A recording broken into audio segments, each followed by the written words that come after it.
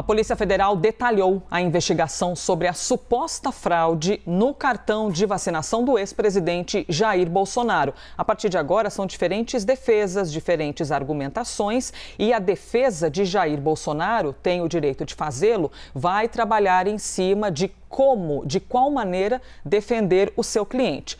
O documento, que a gente vai detalhar agora para vocês, foi enviado ao Supremo Tribunal Federal.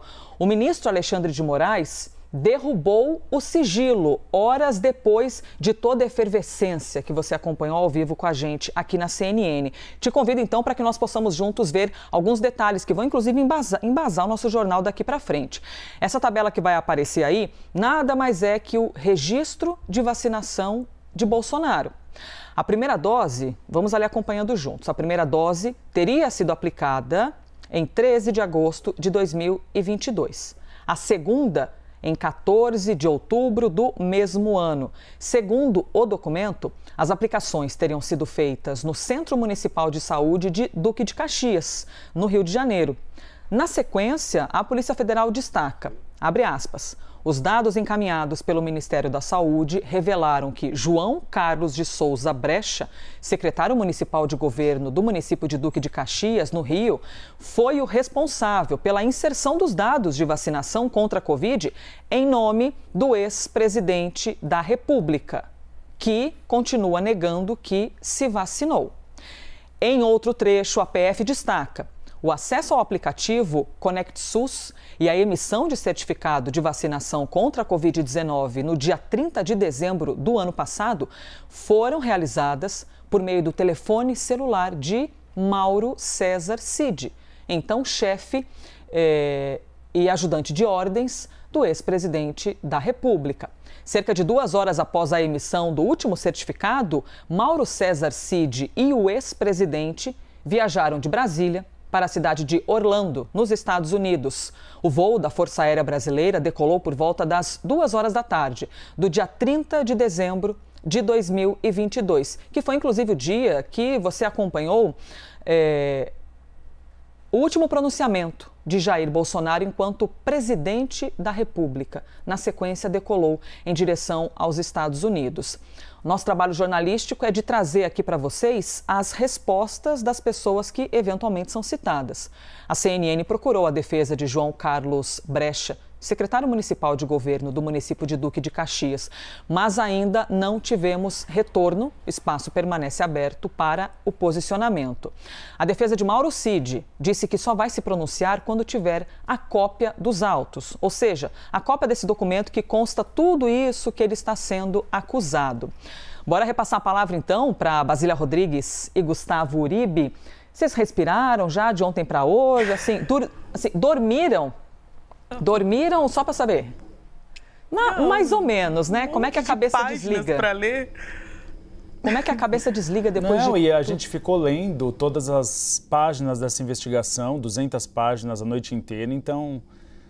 Mas estamos aqui firmes e fortes. Firmes e fortes, né? Equipados de café ou chazinho de morango da Basília Rodrigues. Uribe, deixa eu começar com... Olha ali a verdade. Deixa eu começar contigo, então. Ontem foi um dia de bastante intensidade para toda a imprensa, né? Para quem faz o jornalismo sério. Quero se debruçar em cima dos documentos e compreender de que maneira, inclusive, a defesa vai se arquitetar para poder levar daqui para frente a defesa de Jair Bolsonaro. Bom dia a todos, bom dia Basília, bom dia Elise e a todos que nos assistem no Live CNN Brasil. Hoje é o dia da ressaca e a ressaca caiu pior do que esperava a defesa de Jair Bolsonaro.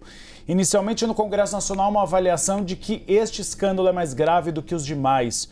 Eu li ontem as 200 páginas, são mais de 200 na verdade, e há muitos detalhes. A gente que está acostumado a ler algumas investigações, alguns autos de processo desde a Operação Lava Jato, a gente não via tantos detalhes numa investigação tão fechada, tão redonda, e que começa em uma maracutaia envolvendo militares da ativa. Essa é a grande preocupação também nas Forças Armadas.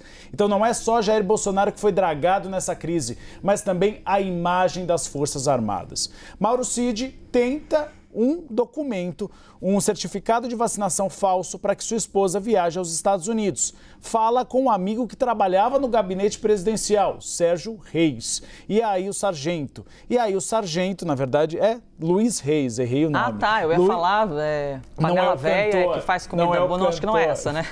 O sargento Reis pede para o seu sobrinho no interior de Goiás, como a gente antecipou ontem. Ele não consegue, porque o lote de vacina era diferente.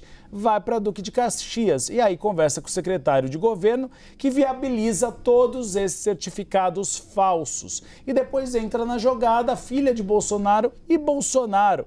E essas identificações entram no sistema. E aí vem os acessos aos certificados, inicialmente em 2021 e depois eles registrados naquele período antes da viagem aos Estados Unidos. Naquele período você tem pelo menos 3 acessos ao cartão de vacinação e um outro acesso feito no exterior posteriormente, quando você tem Jair Bolsonaro tentando voltar ao Brasil no início de março. Então, é uma série de acessos feitos por IPs do Palácio do Planalto. Não tem como não dizer que há uma vinculação. A própria investigação aponta isso, aponta claramente que Jair Bolsonaro tinha plena ciência da inserção fraudulenta dos dados de vacinação, se quedando inerte em relação a tais fatos até o presente. A ressaca foi tão grande, Elise Basília, que fazendo um levantamento das redes sociais, que o PL acabou tendo acesso também, foi feito pela Genial Quest, aponta que foi a maior repercussão de um caso desde o início do ano. E as menções negativas são de 81%. Rompeu a bolha da esquerda e do centro, chegou no terreno bolsonarista nas redes sociais. É por isso que a preocupação é tão grande e a dificuldade da defesa de responder. Porque a defesa, neste momento, vai pela uma linha que Jair Bolsonaro não tinha ciência dessa alteração de dados. Realmente, ele não utilizou aquele atestado falso, certificado falso, porque ele não precisava. Ele, como chefe de Estado, tinha um passaporte diplomático especial, mas e eventualmente deslocamentos dentro dos Estados Unidos? E eventualmente se dos Estados Unidos ele fosse para a Europa e precisasse ou retornasse ao Brasil? Houve um acesso, segundo os autos do inquérito, no dia 14 de março, agora de 2023. Então fica uma história difícil de responder. E aí vamos no ponto central. Mauro Cid, ele é um ajudante de ordens. Ingênuo é aquele que acha que o ajudante de ordens manda no presidente da República ou toma decisões sem o consentimento do presidente da República. Foi Mauro Cid quem foi para o aeroporto de Guarulhos tentar pegar as joias, o colar de Michele Bolsonaro. Foi Mauro Cid que fez aquelas 2 lives polêmicas da presidência da República. Então, é um nome de confiança de Jair Bolsonaro. Ficará muito difícil, essa é uma avaliação no Congresso Nacional, de Jair Bolsonaro tentar se desvincular de Mauro Cid. E, Basília, o fato disso ter repercutido e continuar repercutindo negativamente também nos traz a impressão de que boa parte do eleitorado conectado a Jair Bolsonaro, em grande parte ou em parte, votou nele para que o presidente Lula não fosse eleito. Ou seja, estou votando para não eleger outra pessoa, mas discordo das posturas, porque tem aquela porcentagem que está ali aguerrida, que inclusive vai dizer, é lógico que ele teria de falsificar, já que ele não queria tomar vacina, isso que é um absurdo. Sempre tem uma minoria absurda que sai em defesa, mas a gente está vendo aí que em boa parte as pessoas estão caindo em cima.